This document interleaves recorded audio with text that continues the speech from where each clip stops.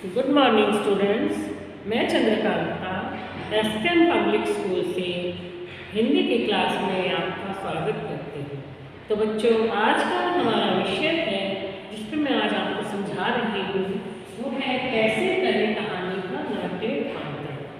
तो इससे पहले की वीडियो में मैंने आपको ये समझाया था कि कहानी क्या है, ठीक है। तो उसके बारे में, अब कहानी के बारे में, यानी कहानी और कथा जो गद्य विद्या का ही एक छोटा रूप है, ठीक है। गद्य जो है विद्या है, साहित्य की गद्य विद्या। उसमें जब हम गद्य विद्या में लेते हैं गद्यांश, बहुत बड़े बड़े कुछ लेसन होते हैं ना, जैसे पाठ होते हैं, वो बहुत बड़े बड़े कोई निबंध के रूप में होते हैं, बहुत बड़े बड़े लिखे जाते हैं। लेकिन कहानी जो है ज़्यादा बड़ी नहीं होती है, इसलिए ये छोटा रूप होता है, इसलिए कथा भी कहते हैं और ये कहानी होती है। ये धार्मिक कथाएं भी हैं और दूसरी भी कथाएं हैं। बच्चे जो है इसे बड़े चाव से सुनते हैं, बड़ा इंटरेस्ट लेके सुनते हैं। बचपन में बच्चों को, छोटे छोटे बच्चों को उनकी दादी, नानी, मम्मी पापा के द्वारा बहुत सी कहानियाँ सुना करके उन्हें खुश किया जाता था। बच्चे उसमें बहुत इंटरेस्ट लेते थे और बैठ जाते थे, बड़े चाव से कहानियाँ सुनते थे। तो अब हम इसमें ये 3 टॉपिक आज कर रहे हैं, कहानी और नाटक में अंतर क्या होता है। अब कई बार क्या होता है कि हम कहानी को भी उसी स्टेज पे प्रस्तुत करते हैं, मंच पे प्रस्तुत करते हैं नाटक के रूप में। तब जो है उसमें अंतर है क्या है, तो उसको कहानी को जो है नाटक के रूप में प्रस्तुत कर सकते हैं, लेकिन उसमें साथ साथ में उसमें कुछ समानताएं हैं तो कुछ असमानताएं भी होती हैं, यानी समानताओं के साथ साथ भिन्नता भी होती है। अब कहानी और नाटक में अनेक समानताएं होने के साथ साथ भिन्नताएं भी होती हैं। कहानी और नाटक ये दोनों साहित्य की अलग अलग विद्या है। जहाँ कहानी का संबंध केवल पाठक और लेखक के साथ होता है, भी कहानी लिखने वाले ने कहानी लिखी, पढ़ने वाला जो पाठक होता है वो कहानी को पढ़ लेता है, बस इतना सा संबंध होता है। ये कहानी जो सुना रहा है वो पढ़ने वाला फिर किसी को सुना भी सकता है, बस इतना सही होता है ना, कहानी में वो ज़्यादा नहीं होता। तो इनका संबंध केवल पाठक और लेखक का होता है। वहाँ नाटक में क्या होता है, नाटक में जो है उसका लेखक भी होता है, फिर उसको निर्देश देने वाला निर्देशक भी होता है, फिर उसमें पात्र भी होते हैं कि क्या क्या नाटक में क्या क्या भूमिका निभा रहा है, कौन सा पात्र कौन सी भूमिका निभा रहा है वो भी होते हैं। फिर दर्शक भी होते हैं। अब नाटक मंच पे प्रस्तुत किया जा रहा है, उसको देखने वाला कोई भी होगा ऐसा तो होता नहीं है, नाटक का भी प्रस्तुत किया जाता है, उसको देखने वाले दर्शक भी होते हैं और भी अन्य लोग जो होते हैं, कई लोग इधर उधर घूम रहे वैसे सुन भी लेते हैं, तो वो श्रोता भी होते हैं।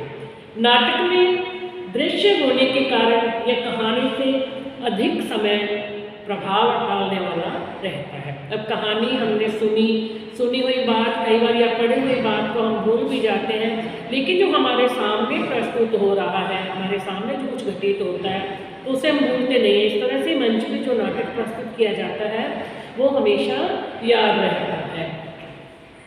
कहानी कही जाती है यानी सुनाई जाती है या पढ़ी जाती है, जबकि नाटक मंच पर प्रस्तुत किया जाता है, ठीक है ना। कहानी को हम या तो सुनते हैं, भी हमें कोई सुना देगा, या हम किसी को सुना देंगे, या हम पढ़ लेंगे, ठीक है। लेकिन नाटक जो है वो मंच पे प्रस्तुत किया जाता है।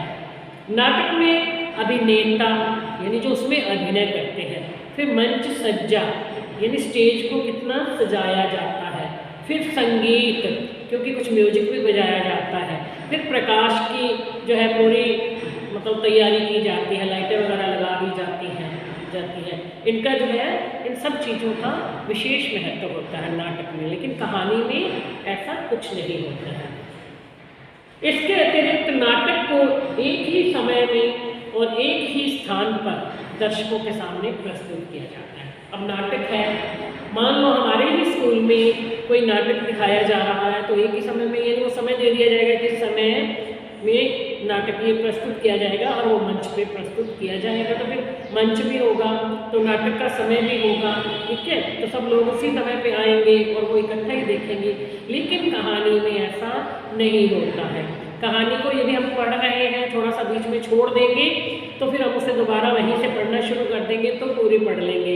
लेकिन यदि हमने नाटक देखना शुरू कर दिया और बीच में हमें कुछ काम होगा, उसे छोड़ के चले गए, तो दोबारा जब हम आएंगे हमारा जो पीछे का सारा निकल गया वो हमें समझ में नहीं आता और वैसा इंटरेस्ट भी नहीं बनता, मजा भी नहीं आता। तो ये रहता है मन में भी पता नहीं अभी क्या हुआ होगा, हमने तो देखा ही नहीं है, ये सारा देखते तो अच्छा लगता है। फिर आ जाता है किसी कहानी को नाटक में रूपांतरित किस प्रकार किया जाता है। अब देखो नाटक वैसे तो अलग है, लेकिन यदि हम कहानी को भी नाटक के रूप में प्रस्तुत करें, कहानी हमने लिखी, ठीक है, कहानीकार ने कहानी लिख दी, हमने उसे पढ़ ली, हमें समझ में आ गया, लेकिन हम उसी कहानी को मंच पर जो है उसका अभिनय करना चाहते हैं तो हम कैसे करेंगे, उसको कैसे नाटक को मतलब नाटक में रूपांतरित करेंगे। अब कहते हैं कि किसी भी कहानी को नाटक में रूपांतरित करने के लिए मतलब बहुत से काम करने पड़ते हैं, अनेक सोपानों से गुजरना पड़ता है। सबसे पहले कहानी की कथावस्तु को समय और स्थान के आधार पर बांटा जाता है। कहानी तो सीधी है, फिर उसको समय और स्थान कि कहाँ पे ये प्रस्तुत किया जाएगा और उसमें कितना समय लगेगा, तो उसके कई बार जो है शॉर्ट में कर दिया जाता है उससे। इसके बाद कहानी को विभिन्न घटनाओं के अनुसार दृश्यों का निर्माण किया जाता है। कहानी में जितनी भी घटनाएं घटित हुई हैं उसे कैसे मंच पे दिखाया जाएगा, फिर उसका जो है वो निर्माण किया जाता है। दृश्यों को लिखते समय इस बात का भी ध्यान रखा जाता है क्योंकि दृश्य जो है वो कहानी को गति प्रदान करते हैं और लोग जो उसमें इंटरेस्ट लें, इस बात का ध्यान में रखना भी जरूरी होता है। एक दृश्य के माध्यम से अगले दृश्य की भूमिका भी तैयार की जाती है। एक दृश्य दिखा दिया, अब उसके बाद उस कहानी में जो लिखा हुआ है उसका दृश्य दोबारा दिखाना पड़ता है। कई बार होता है ना, आप देखते हो फिर पर्दा गिरा दिया जाता है मंच पे उसी एक ही नाटक को करने के लिए, फिर उसका वो दृश्य तैयार किया जाता है, फिर दोबारा पर्दा उठाया जाता है। कई बार जो है साइड पे करके ऐसे कर देते तो उसके दृश्य जो है बदले जाते हैं। फिर जो है साथ साथ में फिर उसी दृश्य को जब दिखाते हैं तो उसमें जो पात्र भूमिका अदा कर रहे हैं उनको जो है संवाद, उनके लिए संवाद भी तैयार किए जाते हैं। कहानी को नाटक में रूपांतरित करते समय ध्वनि और प्रकाश योजना का भी ध्यान रखा जाता है। अब मंच पे है, मंच पे तो आवाज़ जो है माइक सही होना चाहिए, माइक जो है माइक के सामने जाकर के बोलना चाहिए, तभी लोगों को साफ स्पष्ट सुनाई देगा। और फिर जो है दिखाई भी देने चाहिए पात्र, उसके लिए रोशनी की भी बहुत ज़रूरत होती है। इसके अतिरिक्त कहानी के कथानक से संबंधित वातावरण को भी तैयार करके उसे स्वाभाविक रूप प्रदान किया जाता है। अब जो कहानी कही गई है, मतलब कहानी में यदि किसी जंगल के दृश्य के बारे में बताया जा रहा है तो हम मंच पे उसे नाटक के रूप में प्रस्तुत कर रहे हैं, तो हम भी वहाँ पर क्या करेंगे, पेड़ पौधे जो है वो लगा के उसको वैसा ही बना देंगे जैसे कि एक जंगल में ही वो कुछ हो रहा हो। या किसी भी तरीके से वहाँ पर किसी सैनिक के बारे में बताया जा रहा है, किसी कहानी में हमने वहाँ पे नाटक प्रस्तुत करना है तो हमें उसमें सैनिक जो है वो दिखाएंगे, वो जंगलों में कैसे घूम रहे हैं, छिप रहे हैं, उनके पास क्या क्या चीज़ें होती हैं वो सब हम जो है वो दिखाते हैं।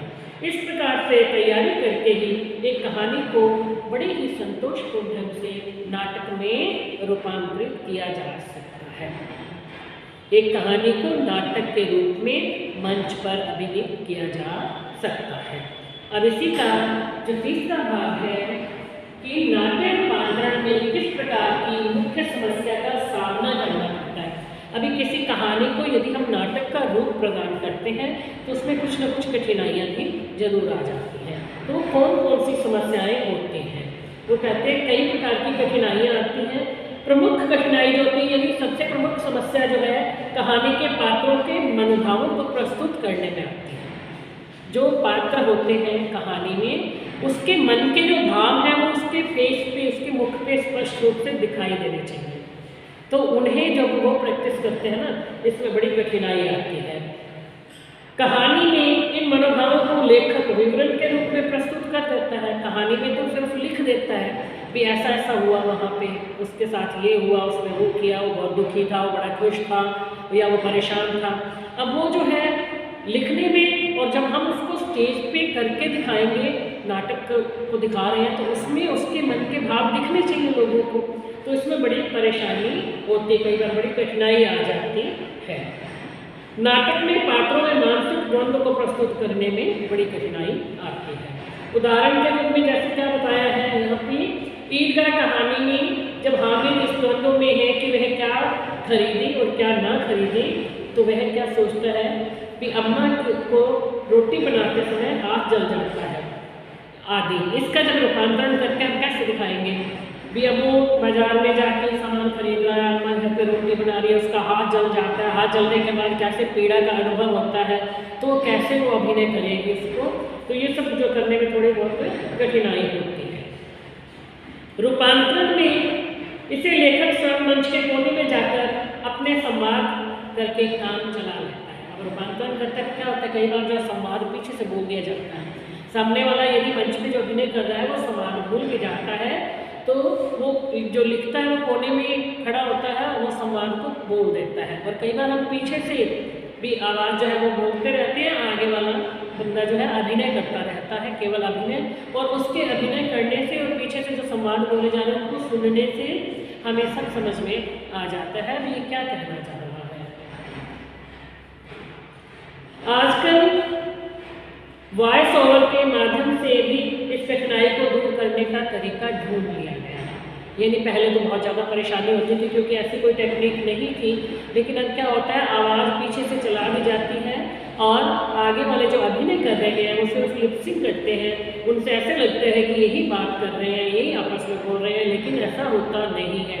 अब आप गाना सुनते हो, आप कोई भी फिल्म देखोगे तो उसमें जो गीत गाया जा रहा है वो पीछे से रिकॉर्डिंग है, गाना चल रहा है और वो अभिनय भी कर रहे हैं, उसमें जो पात्र अभिनय भी कर रहे हैं और लिपसिंग कर रहे हैं, तो हमें क्या लगता है कि जैसे वही खुद ही गा करके उसका अभिनय कर रहे हैं। अब उसमें पात्र बोलता कुछ नहीं है, लेकिन सिर्फ दर्शकों को सुनाई देता रहता है, आवाज़ पीछे से आती रहती है और वे पात्र की मनोस्थिति का सहज भाव से अनुमान लगा सकते हैं और उसी से देख करके उस संवाद को सुन करके पात्र की मनोस्थिति का पता चल जाता है। इस प्रकार रूपांतरण में कई कठिनाइयाँ आती हैं, किंतु आज नई टेक्निक के कारण इन कठिनाइयों को दूर कर लिया गया है, लेकिन फिर भी कुछ न कुछ कठिनाई तो होती रहती है। तो बच्चों, कैसे करें कहानी का नाट्य रूपांतरण। अब कहानी को हमें नाटक के रूप में प्रस्तुत करना है, तो ये 3 भाग जो हमने आज कर लिए हैं। अब इसके और भी भाग हैं जो मैं आपको नेक्स्ट